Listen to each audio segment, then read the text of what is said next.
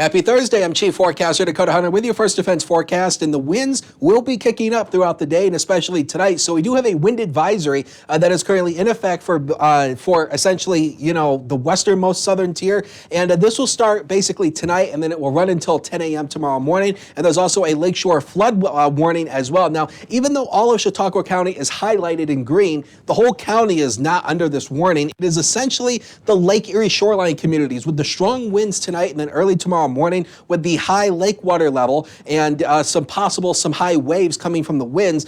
There could be some flooding right near the immediate Lake Erie shoreline. So even though the whole county is highlighted in green, this will only impact the Lake Erie shoreline community. So if you live inland, you don't have to worry too much about lakeshore flooding. Here are the future winds. This is by about 9 o'clock tonight. You can see wind gusts around 45 to 50 miles per hour. And this is the reason why the wind advisory was issued. It is because some spots, especially near the Lake Erie shoreline and maybe the highest hills, will flirt with 50-mile-per-hour wind gusts. Now, these are not sustained numbers. These are those brief wind gusts that we get from time to time. And this is where they're going to be throughout the night. They will ultimately slowly start to subside as we go throughout the day tomorrow. As you start the day tomorrow morning, some wind gusts still 30 to 40 miles per hour, but then they will ultimately again start to slow down once again as we go throughout the afternoon, maybe 20 to 30 miles an hour still in the afternoon on Friday. So here's future scan for the wind, for the rain.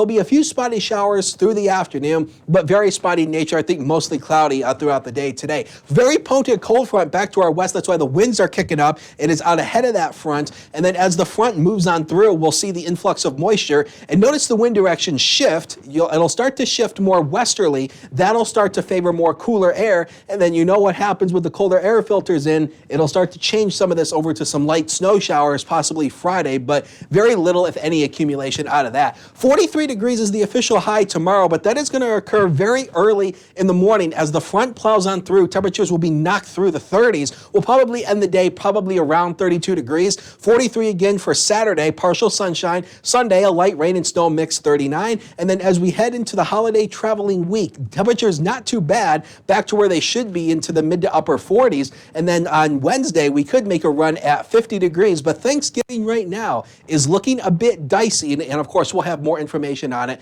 tomorrow right here.